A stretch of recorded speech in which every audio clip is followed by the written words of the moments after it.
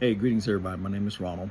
I'm not a podcaster or a blogger or a digital creator. Maybe I am by doing this, but I'm just a regular guy. I want to talk real quick about the sleep apnea.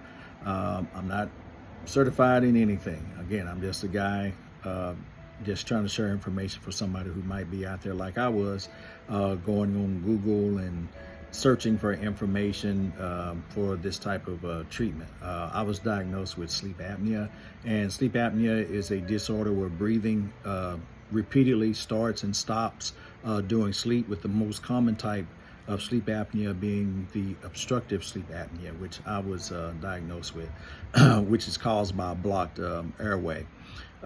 Symptoms include loud snoring, pauses in your breathing, gasping, and daytime sleepiness. Diagnosis involves a sleep study and treatment that would include lifestyle changes, continuous positive airway pressure, CPAP, CPAP machines, or other oral devices or surgery. All right. So for me, again, we're going to talk about this, but this is going to be two parts here. I'm just going to talk today about the CPAP machine, which I'm using right now, and that on Tuesday in a few days I'll have the implant done. So I just want to be able to share that with somebody who's out there looking. Took some thinking and took some praying and decisions and consulting and all these things to come to this conclusion to go ahead and have this here type of therapy done. All right, so real quick again about the CPAP. The CPAP machine, the CPAP therapy is the number one, is the gold standard for anybody to use that. If you got it, it's working for you, keep on using it. This is nothing to say don't use CPAP. CPAP is the number one therapy that people got. But some people are having issues with it, okay? Issues with it as in it's not comfortable. If you're not cleaning it thoroughly, you could get these different types of infections in your lungs or whatever the case may be. So there's a lot to go with that. I'll tell you this, it's been over a year. I've had my machine and I've been fighting with it. Let me show a picture of the machine. Show the machine. This is the one I got. It's by ResMed, and I'm not endorsing them or anything like that. You see, ResMed is the one, and my supplies come from what they call Lincare. That's where my supplies are coming from. You have to put that water, distilled water, come in here. You don't have to, but it runs better and has a little bit of moisture in there for the air, and so it does what it do. So it works out for folks. I had to struggle with this thing. One of the things I didn't know that was that as I used it, and for as my insurance covering it, you have to be what they call in compliance. Being in compliance and using the machine according with your insurance and all this other stuff is that they want you to use it, or the best results are that you will use this at least 7 to 8 hours every night. 7 to 8 hours. Well, throughout the year, over the 12 months that I've been using this, I struggled to at least get 4 hours. My sleep doctor wanted me to at least get 4 hours, and it was almost it was a struggle for me to get that. I was taking the mask off at nighttime and not even realizing that I was taking it off. It would be by the morning time, that's when I realized I took it off and I had the mask hanging up. So unconsciously I was doing that. So it was very difficult. I have traveled with the machine, traveled to Europe. You have no issue going through TSA. They see it, they recognize it. You don't need any paperwork showing that you have this, but the doctor will give you something if you want to. But you see it, maybe they'll check it, maybe they won't. A lot of times I went through the airport, nobody ever checked to see what it was. I maybe unzipped it, they go, oh, close it up, we know what it is, and go. So you can travel with it. And then if you're going to Europe, all you need to do is put the European adapter on the end of the plug it in, and it goes on, right? Again, kind of bulky, not comfortable sleeping with at night when you have this hose going from your nightstand across your bed and whichever way that you do sleep. If you're sleeping on your side, you're pulling on this, and those things. It was uncomfortable for me. Again, lots of people use this, more people use this, and it's fine for them. Again, I'm not trying to tell anybody to stop using this machine. I'm just sharing information. I started out using this here mask here. Take it, got to make sure you get a good seal, put it onto your face. So you add that to that hose with these straps. And sometimes you'll move around and a little bit of the air comes through there. I have an app on my phone, on my cell phone, that'll tell me everything that's going on and how well did I sleep last night with the mask on. I did learn that there are different types of masks, and like I say, this is the full face mask I started out with. Then I started experimenting with this nasal mask, and I think they call it the Pillows mask, which is nasal. I think Pillows might be the brand of it, or Brevidia, whatever. So I used it. This was actually the more comfortable mask for me to wear. I was using this one. Oh, and real quick, make sure you get the right size. Make sure you size up right. I actually at one point had the wrong size, and it ended up putting marks across the top of my nose, okay? So make sure you do get the right size. There's a lot of cleaning details that you have to do with these. Clean them properly. Make sure they dry properly. And it also includes the hose that's to it. So again, when you have different things that happen to your body, you got to make lifestyle changes. That's all it is to it, right? Even to the point of going to bed, getting off that cell phone, and just getting you some good quality rest. You can't go to bed at 12 o'clock midnight and thinking you're getting up for work or wherever you got to be, school at 6 o'clock in the morning. That right there, you're not even getting the 8 hours of quality sleep that you really need for your body. Here's some things, again, this is about me. I'm trying to help somebody else too, right? Is that, hypertension. I have hypertension. I have type 2 diabetes. I have PTSD. These are things, I'm an Army veteran, so I have those types of things. So I hope a lot of the vets that are out there looking, watching this can maybe get some information for them that they could use. Let's see, the hypertension, I had AFib, just those irregular heartbeats, and a lot of these things amongst stress, just regular life, they say life be life, and just things like that can impact your health. Oh yes, I'm a little bit heavy. So it does say, the doctors say that I am obese. It sounds so horrible to say I am obese. Even one point he said morbid obesity. Like, wow, that just made me feel really bad. But those are things you got to work on. You got to get your sugar down. You got to get your blood pressure under control. Just all these types of things. You got to exercise. You got to get around and move. And that's my goal. That's what I'm trying to do. I want to help somebody. Again, some folks say, hey, why are you doing this? Like, I'm trying to do the best things. That's what's best for me and my body so that I can be around and live longer. Yeah, I tell you right now, I'm 58 years old. So while I'm healthy enough to recover from procedures and treatments, and even that my insurance will approve to do these types of things, as you get older, some of these things they're not going to approve for you to do because of your age. It's almost like they just plain old count you out, right? But hey, we're not going to be counted out. We're going to continue to move forward and do what we can to do what we can do to make our bodies better or just last longer, okay? So again, just for me, this didn't work for me. This did not work for me. I told you about the insurance and being in compliance. When I wasn't in compliance, part of what the insurance had paid for this right here, they charged me for it.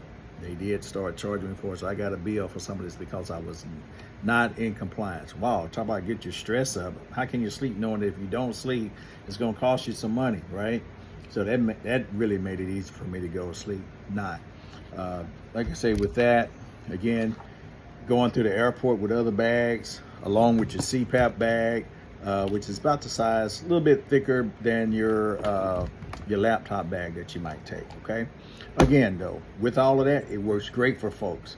It's the number one thing. You go ahead and you Google it, it's going to tell you that, hey, CPAP is the gold standard. Now, this here thing that I'm talking about, the Inspire device, and again, I'm going to cut this off here in a little bit, but that Inspire device, it is inserted into your chest on the right side, not above the heart, but it's on the right side below the collarbone. And they're doing that.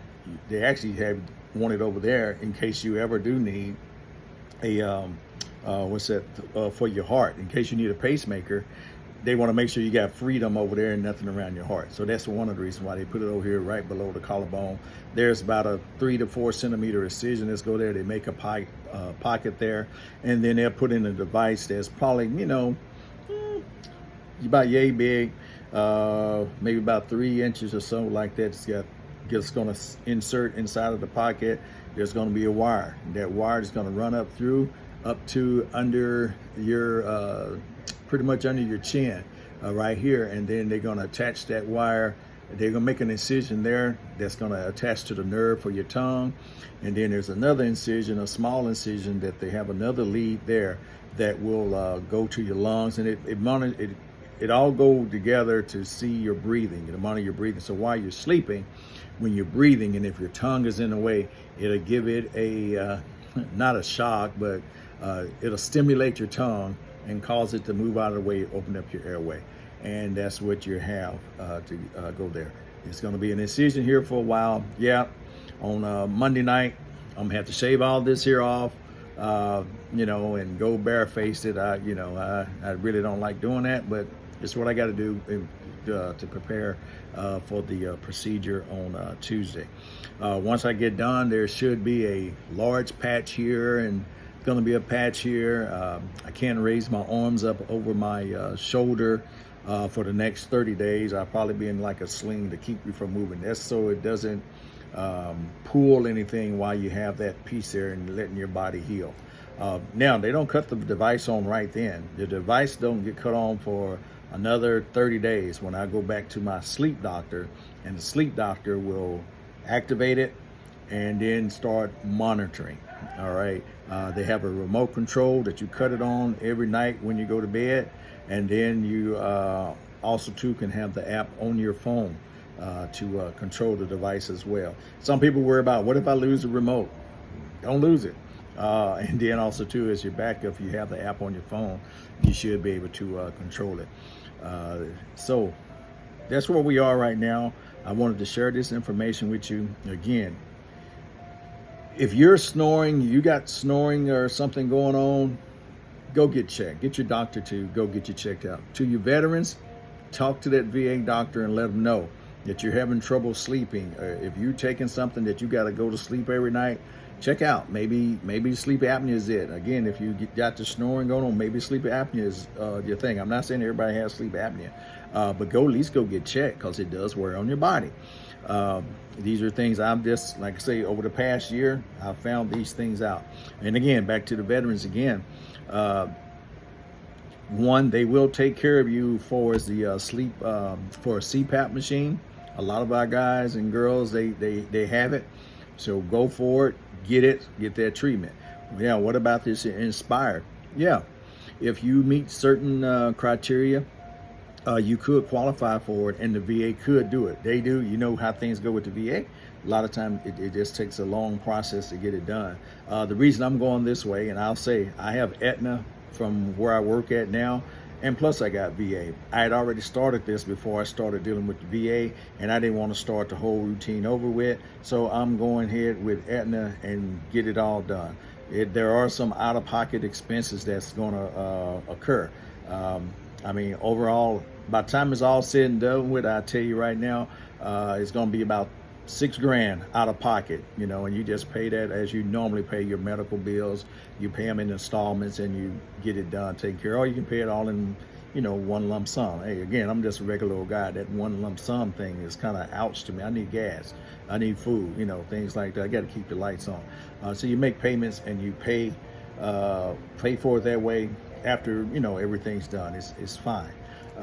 Again, the insurance is taking care of the rest. Again, veterans, if you can go through that process, and they see that after they're going to tell you you're going to have to try the CPAP machine at least for a year.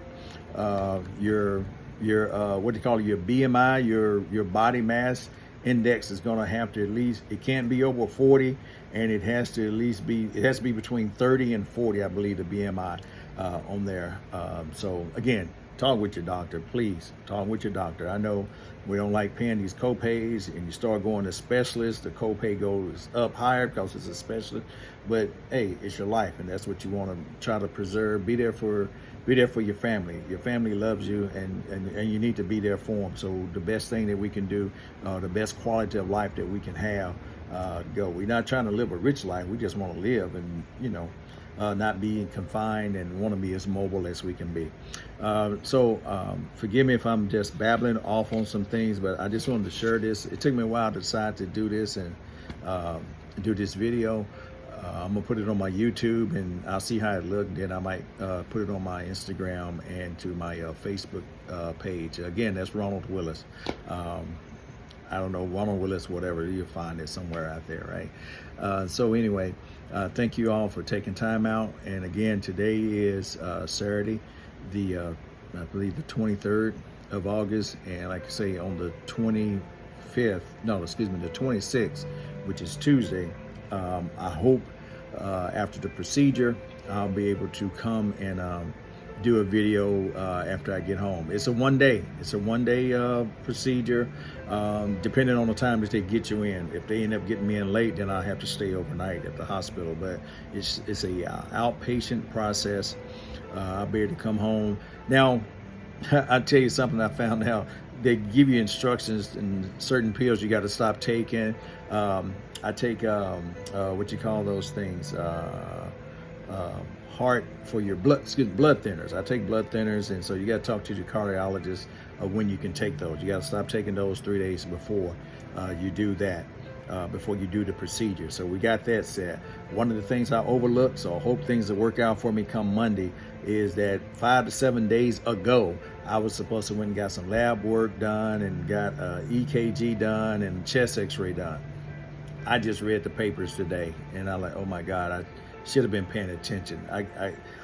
Man, we really got to do better. We're trying to take care of ourselves. I don't know, you might be one of those people that take care of everybody else and neglect yourself. I don't know, but you got to take care of yourself. I'm sorry this video went longer than what I thought it was going to go.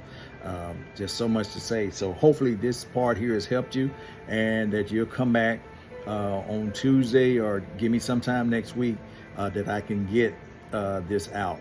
You might say Wednesday, because I don't know how things will be Tuesday by the time I make it home and do that. I don't take anything for granted. It's a simple surgery, and got great reviews, I guess you'll say, and feedback, and most people are satisfied with it when they get it. But I say all that to say, hey, I still ask for your prayers. I still ask for your prayers, right? Prayer can't hurt. That everything goes well, or there's some risks. There are some risks involved. Those risks are, the tongue you can have some nerve damage, or cause your lip to hang down. I guess you say almost like somebody who had a stroke or something like that. But there's always risks in all those. There's a risk also too in me not doing anything about it.